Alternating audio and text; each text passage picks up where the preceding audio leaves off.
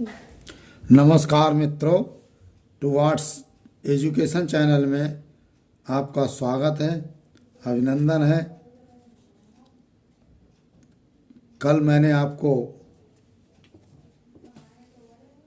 जैविक अणु में क्लास ली थी, जिसमें मैंने आपको जीव पदार्थ, रासायनिक संयोजन और जीव पदार्थ के कार्बनिक अणुओं के विश्लेषण ये सब पढ़ाया था। और आज मैंने mode of synthesis of organic molecules of protoplasm and their diversity ये पढ़ाना था। तो अब चैनल में आपका पुनः स्वागत है। समय व्यर्थ ना करते हुए मैं क्लास को आगे बढ़ाता हूँ। सेल जो होती है बॉडी की सबसे छोटी इकाई और नग्न आँखों से जो दिखाई नहीं देती है, उस सेल को 6000 से 10,000 और भी अधिक प्रकार के अनेक कार्बनिक अणु होते हैं। कार्बनिक अणुओं की इतनी विविधता इनके प्रकार के निम्नलिखित मूल चरणों के कारण होती है। नंबर 1 होता है कार्बन परमाणुओं का श्रृंखला, यानी catenation of carbon atoms. Carbon परमाणु बहुत सघन और छोटा होता है। इसके नाभिक न्यूक्लियस में प्रोटीन्स एवं 6 न्यूट्रॉन्स होते हैं तथा 6 इलेक्ट्रॉन्स की 2 कक्षाएं होती हैं। 2 इलेक्ट्रॉन्स नाभिक के पास वाली प्रथम कक्षा में होते हैं तथा 4 बाहरी कक्षा में। स्थायित्व के लिए बाहरी कक्षा में 8 इलेक्ट्रॉन का होना आवश्यक होता है। स्थायीपन के लिए बाहरी कक्षा में 8 इलेक्ट्रॉन का होना अति आवश्यक है। ये सवाल आ जाता है, कभी कभी क्वेश्चन आता है कि बाहरी कक्षा में इलेक्ट्रॉनों की संख्या कितनी होती है, तो हमें जवाब रहेगा 8। इसी तरीके से कार्बन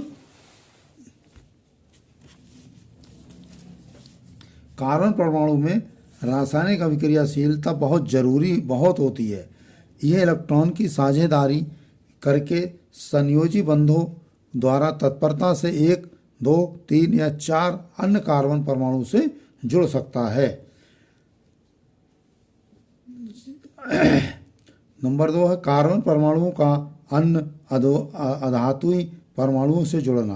कार्बन परमाणु चाहे अन्य कार्बन परमाणु से जुड़े, चाहे हाइड्रोजन, ऑक्सीजन, नाइट्रोजन आदि अन्य अधातुई परमाणुओं से, इनके रासायनिक बंधों में बंध द्वारा लगभग समान होती है। अतः जैव पदार्थ की कार्बनिक अणुओं के संश्लेषण में हाइड्रोजन, ऑक्सीजन, नाइट्रोजन आदि के परमाणुओं के विभिन्न प्रकार के छोटे बड़े समूह या ग्रुप्स कार्बन की श्रृंखला या चक्रीय आकृतियों में विभिन्न स्थानों पर स्थित कार्बन परमाणुओं से जुड़कर कार्बनिक अणुओं की विविधता को बढ़ाते हैं। किसी कार्बनिक यौगिक के अपने विशेष गुण मुख्यतः इन्हीं समूहों या गुटों पर निर्भर करते हैं। इसीलिए इन समूहों को क्रियात्मक समूह या फंक्शनल ग्रुप्स कहते हैं। फंक्शनल ग्रुप भी इस प्रकार हैं। देखिए, एक होता है फंक्शनल ग्रुप का हाइड्रोक्सिल में ऑक्सीजन और हाइड्रोजन सिंगल बंध के द्वारा जुड़ते हैं। इसका जो जनरल फार्मूला है single bond oxygen, single bond hydrogen. इससे बनने वाले पदार्थ यानी रिजल्टिंग कंपाउंड्स इसमें अल्कोहल, शर्कराएं, जल में घुलनशील विटामिन ये पाए जाते हैं। कार्बोक्सिल का जो फंक्शनल ग्रुप है सिंगल बॉन्ड COOH, और इसका जो सामान्य सूत्र है सिंगल बॉन्ड से सिंगल C कार्बन, और कार्बन से एक सिंगल बॉन्ड द्वारा OH लगा होता है, और द्विबंध द्वारा यानी डबल बॉन्ड के ऑक्सीजन लगा होता है। इसमें अमीनो अम्ल, प्रोटीन्स तथा कुछ विटामिन, बसीय अम्ल बनने वाले पदार्थ हैं जो बनते हैं इसमें। अमीनो अम्ल तीसरा है अमीनो अम्ल में सिंगल बॉन्ड NH2 इसका जो जनरल फार्मूला है सिंगल बॉन्ड, और सिंगल बॉन्ड से H लगा है और इधर दूसरा H लगा है, NH2, यानी सिंगल बॉन्ड से 2 H लगे हुए हैं। और इससे जो रिजल्ट निकलता है, कंपाउंड बनने वाले पदार्थ जो होते हैं वो अमीनो अम्ल और प्रोटीन्स और यूरिया होता है। Number 4 aldehyde. Aldehyde CHO, single bond से होता है CHO। तो इसका जो जनरल फार्मूला है वो सिंगल बॉन्ड C और डबल बॉन्ड से O और सिंगल बॉन्ड से हाइड्रोजन लगे होते हैं। और इनसे बनने वाले जो पदार्थ होते हैं वो कुछ शर्कराएं होती हैं। कीटोन 5वां नंबर है, कीटोन फंक्शनल ग्रुप 5वां कीटोन। कीटोन यानी CO, सिंगल बॉन्ड से CO, और इसका जो जनरल फार्मूला है वो सिंगल बॉन्ड कार्बन और डबल बॉन्ड से ऑक्सीजन लगा होता है CO। बनने वाले पदार्थ कुछ शर्कराएं वसा के विघटन से बने कीटोन का है, वसाएं होती कीटोन का है। छठा है मैथिल सिंगल बॉन्ड CH3। इसका जो सामान्य सूत्र होता है वो कार्बन बीच में, और कार्बन के चारों ओर सिंगल बॉन्ड से 3 H लगे होते हैं, और इनसे वसा बनने वाले पदार्थ जो होते हैं वसा होती हैं, वसाएं। 7वां है फॉस्फेट यानी H3PO4 फॉस्फेट, ये फंक्शनल ग्रुप है। और जनरल फार्मूला है इसका P बीच में लिखा और चारों तरफ सिंगल बॉन्ड लगाए, एक तरफ O, एक 3 तरफ OH आएंगे। इस तरह से ये इसका जनरल फार्मूला बनता है। और बनने वाले पदार्थ इसमें ATP और न्यूक्लिक अम्ल होते हैं।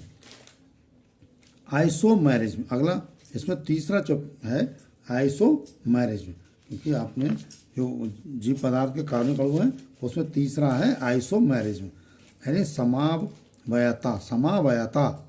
आइसोमेरिज्म यानी समान रासायनिक संयोजन, अर्थात समान सूत्रों केमिकल फार्मूला वाले 2 या अधिक ऐसे अणु जिनमें परमाणुओं का विन्यास भिन्न होता है आइसोमेरिक कहलाते हैं। समान रासायनिक संयोजन, ठीक, समान रासायनिक संयोजन, समान सूत्र वाले 2 या अधिक से अधिक ऐसे अणु जिनमें परमाणुओं का विन्यास भिन्न होता है उसे आइसोमेरिक कहते हैं। इनके गुणधर्म यानी प्रॉपर्टीज भिन्न होते हैं। ऐसी समावयवता अकार्बनिक अणुओं में नहीं होती है, ये कार्बनिक होती है। जीव पदार्थ के अनेक कार्बनिक अणुओं में ये होती है और इनकी विविधता को ये बढ़ाती है। अब आता है नेक्स्ट में बहुलीकरण पॉलीमराइजेशन, यानी अधिकांश जैविक अणु बड़े अर्थात मैक्रोमोलिक्यूल्स होते हैं। इनकी 3 प्रमुख श्रेणियां होती हैं। कौन कौन सी 3 श्रेणियां होती हैं?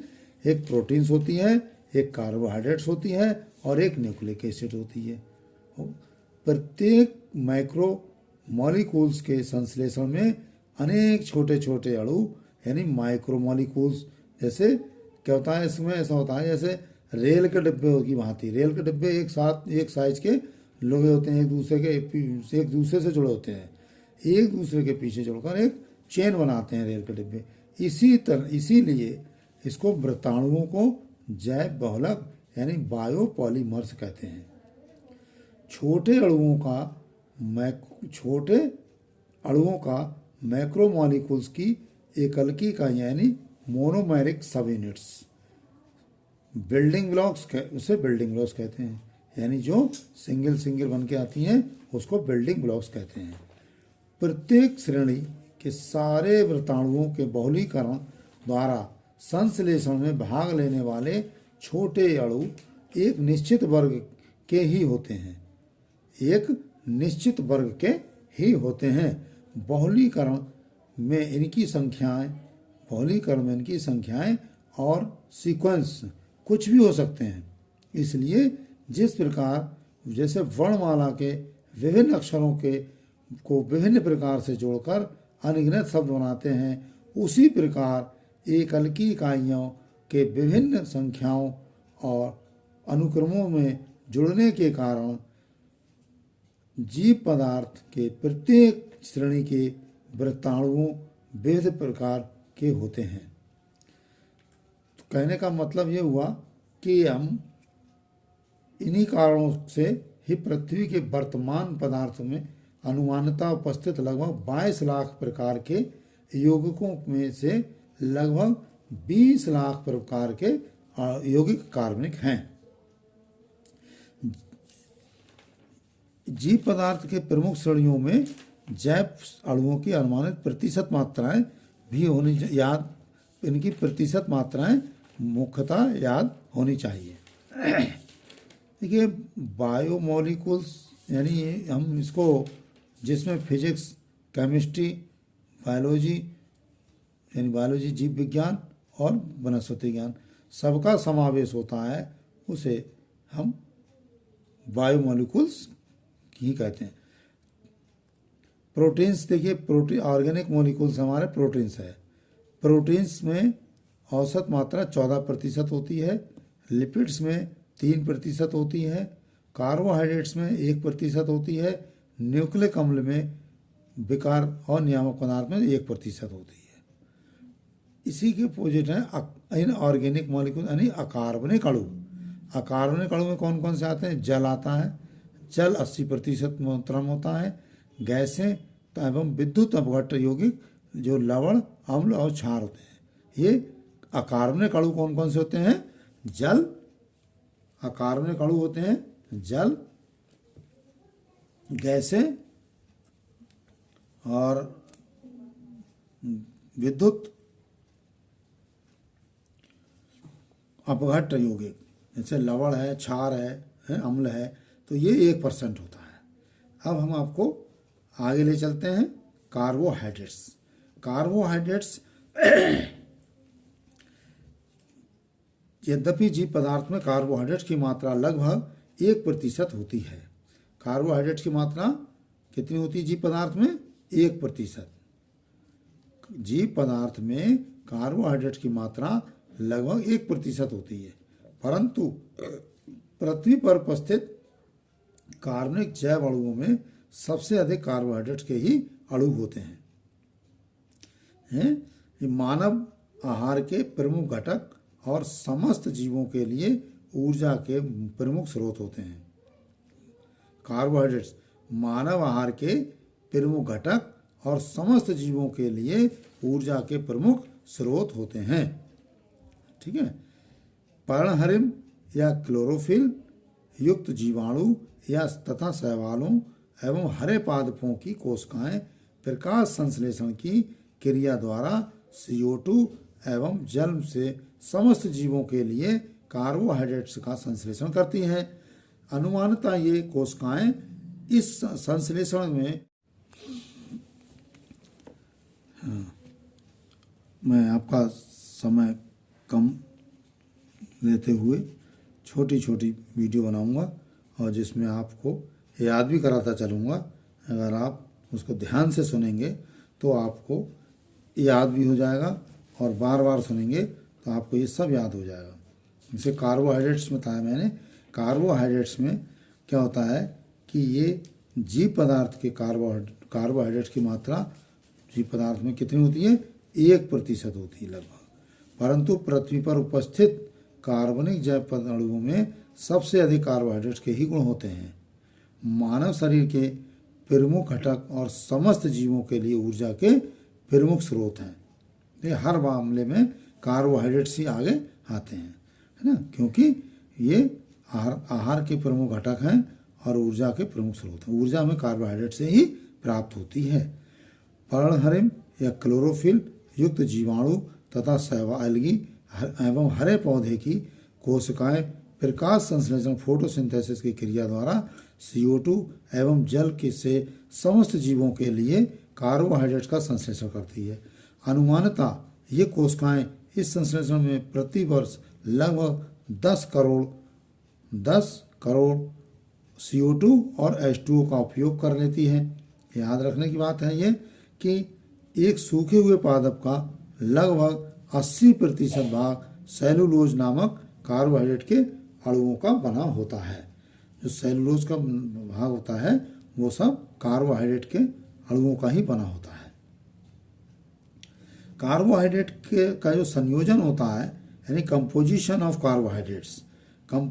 कार्बोहाइड्रेट्स का जो रेशियो होता है, अनुपात होता है, वो 1:2:1 के अनुपात में कार्बन, हाइड्रोजन, ऑक्सीजन के अणुओं के बने होते हैं।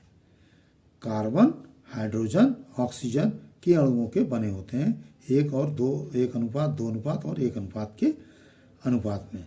अतः इनका सामान्य मूल अनुपाती सूत्र यानी एम्पेरिकल फार्मूला CnH2nOn या CnH2O (n) या CH2O (n) होता है। ये इसका फार्मूला होता है। एम्पेरिकल फार्मूला क्या होता है? CH2O (n). अतः ये जलयोजित कार्बन यौगिक होते हैं। अतः ये जलयोजित यानी हाइड्रेट्स ऑफ कार्बन या कार्बन हाइड्रेट्स होते हैं। कुछ कार्बोहाइड्रेट्स में नाइट्रोजन, फास्फोरस या सल्फर के परमाणु भी होते हैं। कार्बोहाइड्रेट्स की जो श्रेणियाँ होती हैं वो हम आपको अगले वीडियो में कराएंगे। आपको यह कार्बोहाइड्रेट के संयोजन और मेन कार्बोहाइड्रेट्स के बारे में कि इसमें 3 मुख्य अणु पाए या 3 मुख्य हैं, उन्हीं के बारे में ज़्यादा ध्यान देना है और वीडियो को बार बार सुनेंगे तो आपको ये सब याद हो जाएगा। अगले वीडियो में आपको कार्बोहाइड्रेट की श्रेणियाँ कराएंगे। इसी के साथ आप नमस्कार साथियों।